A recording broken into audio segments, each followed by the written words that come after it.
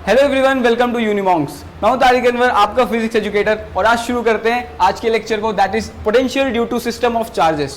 तो इस लेक्चर को शुरू करने से पहले हमें कुछ चीज़ें एज्यूम करनी होंगी। इस पूरी डेरिवेशन को आज हम लोग देखेंगे, तो स्टार्ट करते हैं। सबसे पहले सिस्टम ऑफ चार्जेस को एज्यूम कर लेते हैं। सिस्टम ऑफ चार्जेस का मतलब है कुछ कलेक्शन चार्जेस का। तो लेट्स एज्यूम 3 चार्जेस है हमारे पास, Q1, Q2 और Q3। हमें बताना है यहाँ पे पोटेंशियल। लेट्स एज्यूम एक पॉइंट है P और हर एक चार्ज का कुछ डिस्टेंस होगा आपस में। लेट्स एज्यूम ये डिस्टेंस है R1, Q2 का डिस्टेंस है R2 एंड Q3 का डिस्टेंस है R3। हमें बताना है यहाँ पे पोटेंशियल कितना होगा। So it will be equal to V1 plus V2 plus V3। हम पोटेंशियल्स को आपस में ऐड कर सकते हैं। ऐसा क्यों कर सकते हैं? क्योंकि एक स्केलर क्वांटिटी है। ये मैंने आपको डायपोल वाले लेक्चर में बताया था कि पोटेंशियल्स आपस में ऐड हो सकते हैं। जस्ट हम 1 प्लस 2 प्लस 3 जो भी नंबर्स हैं उन्हें ऐड करते हैं उस तरीके से। क्यों? क्योंकि एक स्केलर क्वांटिटी है, इसमें हमें डायरेक्शन की जरूरत नहीं है, वेक्टर नहीं है। तो V1 plus V2 plus V3 करेंगे तो यहाँ पे P पॉइंट पे हमें पोटेंशियल मिल जाएगा। So total potential will be equal to V1 की वैल्यू कितनी होगी? KQ1 upon R1। इसे लिख देते हैं KQ1 upon R1। Similarly V2 will be equal to KQ2 upon R2 and V3 will be equal to KQ3 upon R3।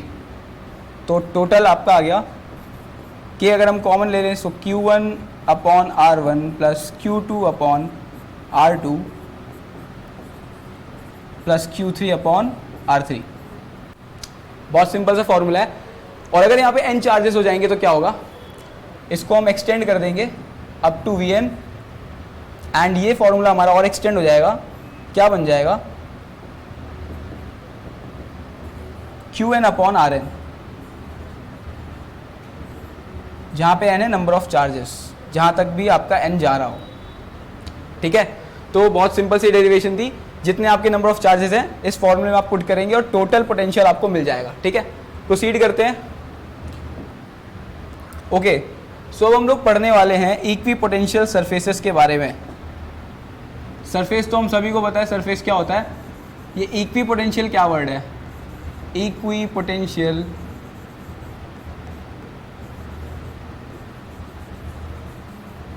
Surfaces.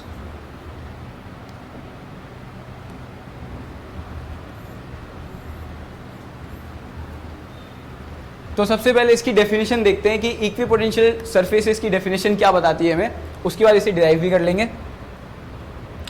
So equipotential surfaces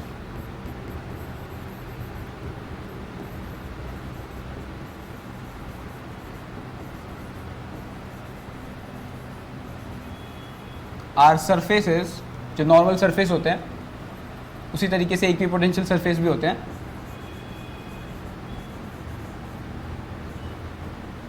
Having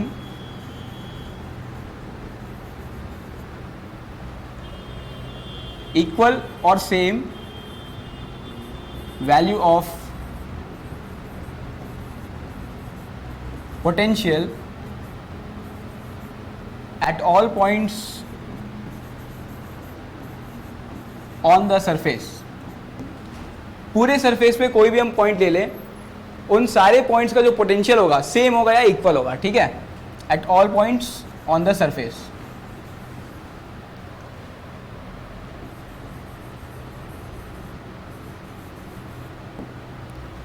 ये तो हम लोगों ने डेफिनेशन देख ली। अब इसकी भी कुछ कंडीशंस हैं। ठीक है, क्या कंडीशंस हैं? स्टार्ट करते हैं कंडीशन से। तो कंडीशन नंबर 1, जो भी हमारा इक्वी पोटेंशियल सरफेस होगा उसमें कुछ ना कुछ फील्ड लाइंस होंगी, इलेक्ट्रिक फील्ड लाइंस। वो परपेंडिकुलर होती हैं इक्वी पोटेंशियल सरफेस के। सो सबसे पहले एक पॉइंट चार्ज है, इसी से स्टार्ट करते हैं। क्या आप लोग एज्यूम कर पाएंगे कि कौन सा इक्वी पोटेंशियल सरफेस यहाँ पे फिट आएगा? इसे हम लोग कैसे सोच सकते हैं? सबसे पहले फील्ड लाइंस देखते हैं। सो प्लस चार्ज से, लेट्स से ये एक प्लस क्यू है, तो फील्ड लाइंस कहाँ जाएंगी? अंदर से बाहर की तरफ, ये हमें पता है। सो ये सारी फील्ड लाइंस हैं। अब हमें एक सरफेस एज्यूम करना है जिसके परपेंडिकुलर हो ये सारी फील्ड लाइंस। तो सबसे बेस्ट सरफेस जो यहाँ पे एज्यूम हो सकता है वो कौन सा है? एक स्फीयर। सही है, बिल्कुल सही बात है। तो ये सारी जो लाइंस हैं नॉर्मल है इस सरफेस के। ठीक है, इस तरीके से इसे देख सकते हैं। तो ये जो स्फीयर है, या इसे शेल भी कह सकते हैं, ये हमारा एक इक्वी पोटेंशियल सरफेस हो गया, equi potential surface.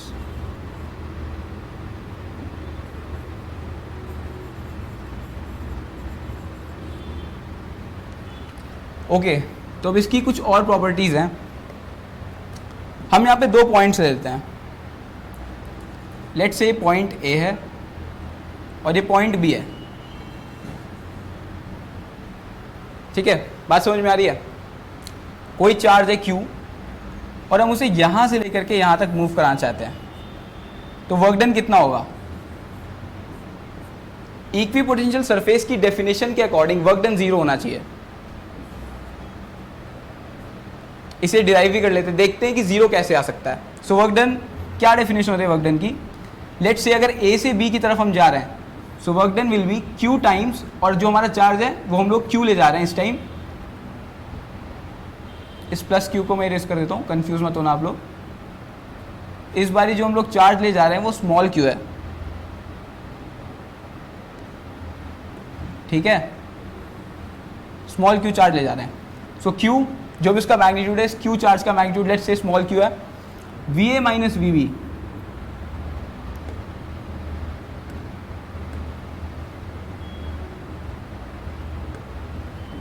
va minus vb। अब यहाँ पे हमारी इक्वी पोटेंशियल सरफेस की डेफिनेशन काम करेगी। Va और Vb का जो भी पोटेंशियल होगा वो इक्वल होगा या नहीं होगा? जस्ट बिकॉज ये एक इक्वी पोटेंशियल सरफेस है, मैंने क्या बोला है कि इस पूरे स्फीयर पे कहीं भी हम पॉइंट ले लें, इस पूरे सरफेस पे हर जगह का पोटेंशियल सेम होगा। So Va will be equal to Vb, जिसकी वजह से W इज इक्वल टू 0 हो जाएगा, जस्ट बिकॉज Va और Vb इक्वल है। So Va minus Vb is equal to 0। So work done आपका आ गया 0, ठीक है, बात समझ में आ रही है? तो सबसे पहले हम लोगों ने क्या देखा कि electric field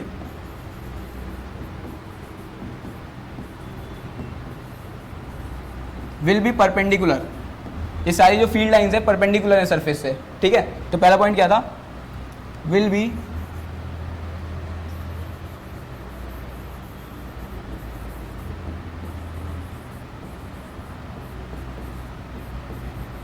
to the equipotential surface, equipotential surface. Next point क्या है हमारे पास? वर्क डन जो भी होगा किसी भी चार्ज को मूव करने के लिए वो 0 होगा। Work done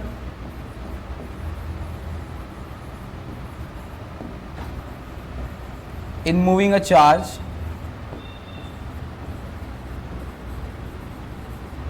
will be 0। कहाँ पे? इक्विपोटेंशियल सरफेस पे, ठीक है। इस चीज़ को नोट कर लो, समझ लो अच्छे से, और अगर कुछ समझ में नहीं आ रहा है कोई भी छोटी मोटी चीज़ तो आप कमेंट भी कर सकते हैं, ठीक है। तो नेक्स्ट टॉपिक पे अब आगे बढ़ते हैं।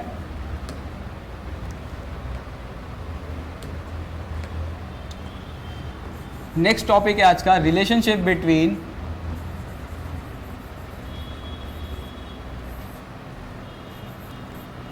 Electric field intensity E and potential.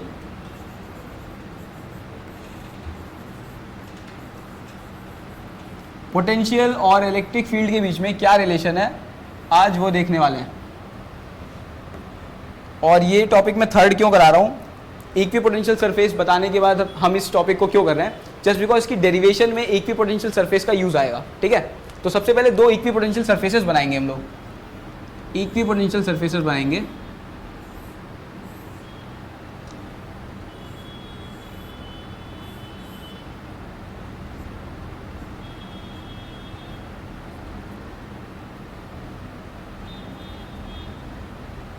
Let's assume हमारे पास ये 2 इक्विपोटेंशियल सरफेसेस हैं एंड इलेक्ट्रिक फील्ड इसके परपेंडिकुलर ये जा रही है and this is perpendicular to this surface. और इन दोनों इक्विपोटेंशियल सरफेसेस के बीच में जो डिस्टेंस है, perpendicular distance, it is delta L and ये B है एंड ये A है शीट। और हमें क्या चाहिए? लेट्स से यहाँ का जो पोटेंशियल है प्लेट B का या सरफेस B का, it is V plus delta V and यहाँ का जो पोटेंशियल है इट इज़ V। ठीक है, सारी नेसेसरी डिटेल्स मैंने आपको बता दी हैं। अब हमें क्या करना है, यहाँ पे रिलेशनशिप इस्टेब्लिश करने वाले हैं इलेक्ट्रिक फील्ड और पोटेंशियल के बीच में। इसको समझने के लिए सबसे पहले एक टेस्ट चार्ज लेंगे, यूनिट चार्ज। उस यूनिट चार्ज को इस प्लेट B से यहाँ की तरफ, मैं कलर चेंज करके आपको बता देता हूँ, एक टेस्ट चार्ज ले रहे हैं यूनिट चार्ज, और उसे यहाँ से लेकर के यहाँ तक हम लोग धीरे धीरे मूव कराएंगे। लेट से पॉइंट P है, ये पॉइंट D है, P से D की तरफ हम मूव करा रहे हैं परपेंडिकुलरली। ठीक है, बात समझ में आ रही है? तो उस पर जो वर्क होगा वो कितना होगा, कोई बता सकता है? हम लोग ऑलरेडी कर चुके हैं sir. So work is equals to electric field जो यहाँ पे एग्जिस्ट कर रही है इनटू डेल्टा एल, जो डिस्टेंस ये यूनिट चार्ज कवर कर रहा है, डेल्टा एल वो डिस्टेंस है। ठीक है, और it is also equal to VA minus VB। ठीक है, इस फॉर्मूले में अगर कोई प्रॉब्लम समझ में आ रही है आपको तो इसे और अच्छे से डिटेल में डिस्कस कर लेते हैं। प्रीवियस वीडियोस अगर आपने देखी हैं, प्रीवियस लेक्चर्स देखे हैं तो इजी हो जाएगा, और अगर नहीं देखा तो एक बार देख लो। हम लोगों ने पहले ही कर रखा है, work done is equals to F dot DR होता है, हमें पता है। अब लेट सपोज यहाँ पे E नहीं है, इलेक्ट्रिक फील्ड एग्जिस्ट ही कब करती है, जब कोई चार्ज यहाँ पे एग्जिस्ट करेगा। तो लेट से यहाँ पे कोई चार्ज है Q, तो फोर्स क्या होगी दो चार्जेस के बीच में, एक यूनिट चार्ज है जिसका मैग्नीट्यूड 1 होता है, यूनिट चार्ज जस्ट बिकॉज, और दूसरा चार्ज यहाँ पे एग्जिस्ट कर रहा है Q। ये सिर्फ समझाने के लिए मैं एज्यूम कर रहा हूँ, यहाँ पे एक Q चार्ज है, तो फोर्स उन दोनों के बीच में क्या होगी, K Q1 Q2, दूसरा चार्ज 1 है, और उनके बीच का जो डिस्टेंस है अपॉन R² इंटू DR। इसे और सिंप्लीफाई करेंगे, so it will be equal to KQ upon R² into DR। ये पूरी टर्म इलेक्ट्रिक फील्ड तो होती है, electric field due to a charge Q। ठीक है, Q लिया है तो due to a charge Q। हमें यहाँ पे इलेक्ट्रिक फील्ड ऑलरेडी गिवन है, तो इसको रिप्लेस करके हमने यहाँ पे E रख दिया है। ठीक है, एंड DR की जगह हमने यहाँ पे डेल L ले लिया। ठीक है, DL, तो ये डेल L ले लिया हम लोगों ने, एंड VA माइनस VB। एक और मैंने पहले फॉर्मूला आपको बताया हुआ है, W is equals to Q, magnitude जो भी हमारे पास चार्ज का मैग्नीट्यूड है Q into delta V, change in potential. अब यहाँ पे हम क्योंकि यूनिट चार्ज ला रहे हैं, तो मैं यहाँ से 1 को मल्टीप्लाई कर दूं या ना करूं, बात बराबर है। ठीक है, अगर ये समझ में आ गया है तो आगे बढ़ते हैं। बहुत सिंपल सी चीज़ है, कुछ चीज़ें बस इस इक्वेशन में हिडन है जो आपको पता होनी चाहिए, तो इजी हो जाएगा। तो अब यहाँ पे हमारे पास VA माइनस VB की वैल्यू लिख देते हैं। So this is VA and this is VB, so it will be equal to V minus potential at surface A। कौन सा सरफेस है, ये रहा, इसका पोटेंशियल है V, potential at surface B it is V plus delta V, जो हम लोगों ने पहले ले रखा है। So V minus of V plus delta V, so it will be equal to V minus delta V और V कैंसिल हो जाएंगे, so minus delta V is equals to E dot del L और delta L, so E is equals to minus delta V upon delta L। ये relationship आ गया electric field और potential के बीच में। ठीक है, एनसीईआरटी में ऐसे ही गिवन है, ये मैंने आपको एक्सप्लेन कर दिया। वहाँ पे कई बार चीज़ें समझ में नहीं आती, तो जब भी चीज़ समझ में ना आए आप इस वीडियो को रेफ़र कर सकते हो। ये हम लोगों ने देख लिया, क्या देखा है, relationship between electric field and potential. ठीक है, सिंपल है, एक बार रिकॉल कर लेते चीज़ को। एक यूनिट चार्ज लिया, उसको यहाँ से यहाँ लाए, उसके अकॉर्डिंग जो भी इक्वेशन थी वो हम लोगों ने यहाँ पे इक्वेशन लिख दी है, E dot delta L is equals to VA minus VB। यहाँ पे एक इंटू 1 हिडन है, उसे लिखो चाहे मत लिखो, जस्ट बिकॉज वो यूनिट चार्ज है इसलिए हम लोगों ने यहाँ पे नहीं लिखा। 1 से मल्टीप्लाई करो तो इक्वेशन वही रहती है। ठीक है, और आगे की डेरिवेशन उसको सॉल्व कर दिया और बाकी की चीज़ें आ गई हैं। तो ये एक बहुत सिंपल सी डेरिवेशन थी, आई होप आपको समझ में आ गया हो। आगे बढ़ते हैं। Potential energy due to system of charges.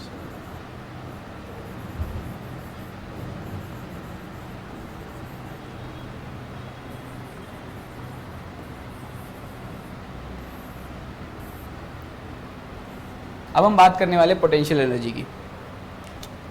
यहाँ पे थोड़ी सी स्टोरी है, थोड़ी देर के लिए आपको बस स्टोरी सुननी है और समझ में आ जाएगा कंसेप्ट। सिस्टम ऑफ चार्जेस है, इसका क्या मतलब है, यहाँ पे 3 से 4 चार्जेस होंगे, उनके साथ कुछ ना कुछ हम लोग खेल करने वाले हैं, कुछ गेम होगा। तो सबसे पहले क्या करना है, लेट्स अज्यूम एक चार्ज है Q1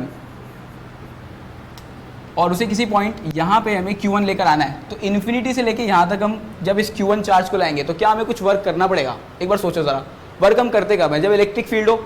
इलेक्ट्रिक फील्ड क्या करेगी, इसको अपोज करेगी, ठीक है, इसके अगेंस्ट हमें वर्क करना पड़ेगा, ठीक है, बेसिकली फोर्स लगानी पड़ेगी इलेक्ट्रिक फील्ड की जो फोर्स है उसके अगेंस्ट। बट यहाँ पे इलेक्ट्रिक फील्ड है ही नहीं, एग्जिस्ट नहीं कर रही है, तो क्या फोर्स हमें कोई लगानी पड़ेगी, वर्क करना पड़ेगा? बिल्कुल नहीं करना पड़ेगा। Q1 अगर इन्फिनिटी पे है तो यहाँ से उठा के यहाँ पे ले आएंगे, कोई प्रॉब्लम नहीं होगी। तो सीन चेंज हो रहा है, सीन 2 आता है और हम लोग मान लेते हैं कि यहाँ पे Q1 आ चुका है, ठीक है, Q1 आ गया और वर्क डन Q1 को लाने में कितना किया हम लोगों ने, 0। क्यों? क्योंकि यहाँ पे कोई इलेक्ट्रिक फील्ड या कोई पोटेंशियल एग्जिस्ट नहीं करता है, सिंपल सी बात है, इसलिए कोई प्रॉब्लम नहीं हुई हमें। नेक्स्ट अब हमें क्या काम करना है, Q2 है, इन्फिनिटी से Q2 को यहाँ पे ला रहे हैं at a distance let's say R12 बोल देते हैं इसे, इस वेक्टर को। इन्फिनिटी से जब हम Q2 को Q1 के पास लाएंगे तो हमें कुछ वर्क करना पड़ेगा डेफिनेटली। क्यों? क्योंकि यहाँ पे Q1 एग्जिस्ट कर रहा है और इसकी वजह से कोई ना कोई इलेक्ट्रिक फील्ड भी एग्जिस्ट करेगी, उसके अगेंस्ट हमें वर्क करना पड़ेगा, ठीक है। तो उस वर्क को एक बार लिख लेते हैं, work done due to this charge Q2,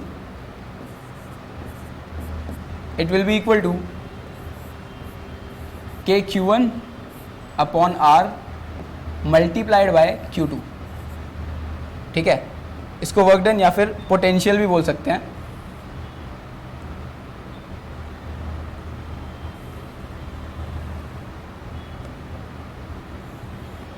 ठीक है, पोटेंशियल बोल देते हैं, पोटेंशियल एनर्जी, जो भी हम लोगों ने यहाँ पे एनर्जी स्पेंड की, जो भी वर्क और एनर्जी उनकी यूनिट सेम होती हैं, तो हम यहाँ पे से वर्क से रेफर करें या फिर कोई भी एनर्जी बता दें, पोटेंशियल एनर्जी, तो बात बराबर है, ठीक है, सिंपल सी बात है। तो आपके कंफर्ट के लिए से और सिंप्लीफाइड कर देता हूँ मैं, ये KQ1 अपॉन R, ये टर्म क्या है, पोटेंशियल है। सो लेट से इसे V1 बोल देते हैं और ये मल्टीप्लाई हो रहा है Q2 से। इतना वर्क हमें करना पड़ा अगर हम Q2 चार्ज को Q1 के पास ला रहे हैं इन्फिनिटी से, ठीक है, एट अ डिस्टेंस R12। अभी यहाँ पे कहानी खत्म नहीं हुई है, अभी और चार्जेस आएंगे। एक और चार्ज है Q3, Q3 को हम लोग ला रहे हैं इन्फिनिटी से एट अ डिस्टेंस ऑफ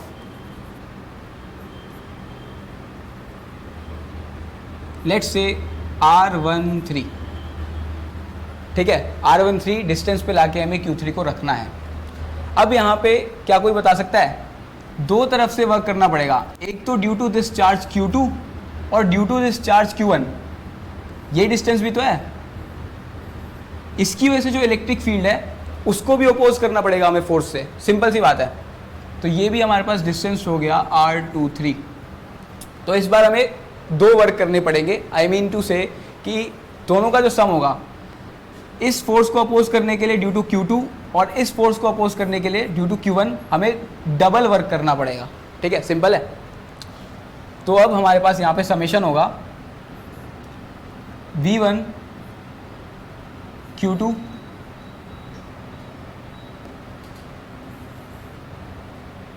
इसको और सिंपली लिख देते हैं, पहले इसको कवर करेंगे फिर इसको कवर करेंगे। So it will be equal to KQ1 upon R13, ये पोटेंशियल हो गया, multiplied by this Q3 plus ये वर्क कितना होगा, पोटेंशियल इसका multiplied by this charge Q3, so KQ2 upon R23 multiplied by this charge Q3, ये total work हो गया अगर हम लाना चाहते हैं Q3 चार्ज को, ठीक है, बात समझ में आ रही है।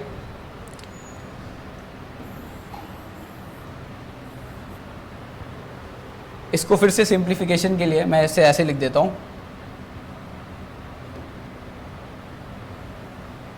जस्ट बिकॉज ये समेशन है टू वर्क डन्स का, तो इसे ऐसे लिख सकते हैं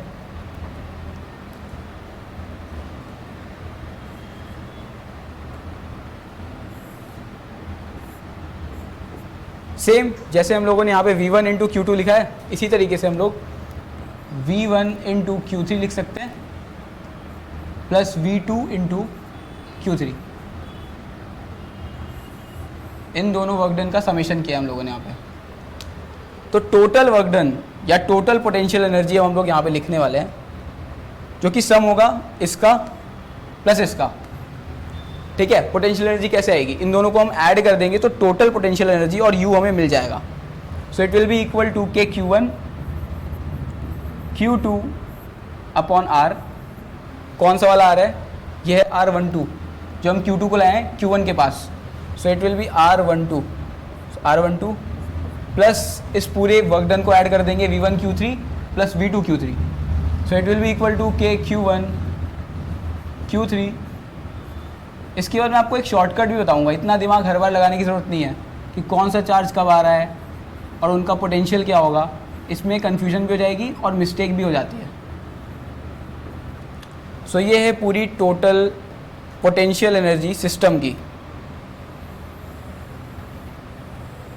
सिस्टम ऑफ चार्जेस। अगर हमारे पास 3 चार्ज हैं तो उनकी टोटल पोटेंशियल एनर्जी उस पूरे सिस्टम की क्या होगी, ये मैंने यहाँ पे रिजल्ट लिख दिया है। अब आप लोगों को यहाँ पे देख के समझ में आ रहा होगा कि भाई हम लोग कब तक करते रहेंगे कि एक चार्ज यहाँ से आया, उनके बीच का डिस्टेंस देख रहे हैं, उसके बीच का पोटेंशियल क्या हुआ, उसे मल्टीप्लाई कर रहे हैं चार्ज को, तो काफ़ी डिफिकल्ट हो जाएगा ऐसे हर बार, और एग्जाम में तो हम नहीं सोच सकते। तो टोटल पोटेंशियल एनर्जी जब भी हमें लिखनी है तो जितने भी नंबर ऑफ चार्जेस हैं हमें पेयर बना के चलना है। ठीक है, पहला पेयर ये हुआ Q1 Q2 का, इनके बीच का डिस्टेंस कितना है R12, तो हमें एक बार इंक्लूड करना पड़ेगा टोटल पोटेंशियल एनर्जी में। तो मैं बता देता हूँ के Q1 Q2 अपॉन R12, एक बार ही आ गया। नेक्स्ट पेयर कौन सा बना, Q2 Q3 का एंड उनके बीच का डिस्टेंस R23, क्या ये यहाँ पे प्रेजेंट है। सो Q2 Q3 एंड उनके बीच का डिस्टेंस R23, ठीक है, ये प्रेजेंट है। नेक्स्ट पेयर एक ये बन गया Q1 Q3 और उनके बीच का डिस्टेंस R13। सो Q1 Q3 उनके बीच का डिस्टेंस R13, इन तीनों को ऐड कर देंगे, टोटल पोटेंशियल एनर्जी आ गई। इसको सोचना ही नहीं है कि इसके ना रहने पे यहाँ पे क्या पोटेंशियल एनर्जी होगी, इसके ना रहने पे क्या पोटेंशियल, कुछ भी नहीं सोचना, बस पेयर्स बनाने एंड उनको ऐड कर देना। इस तरीके से टोटल पोटेंशियल एनर्जी आती है। ठीक है, बहुत सिंपल है। एग्जाम में आपको ये रूल लगाना है। ठीक है, जब भी कभी क्वेश्चन आ जाए पोटेंशियल एनर्जी का, तो फॉर एग्जाम्पल अगर मैं बोल दूँ Q4 आ गया यहाँ पे, ठीक है, एंड उसके बीच का डिस्टेंस आ गया, तो अब यहाँ पे ये एक पेयर और बन जाएगा और ये एक पेयर और बन जाएगा। ठीक है, किस हिसाब से पेयर बनाने मैंने बता दिया आपको, सिंपल है। तो इसी के साथ इस लेक्चर को एंड करते हैं एंड आई होप आपको ये समझ में आओ। For more such amazing content subscribe to Unimonks. Thank you.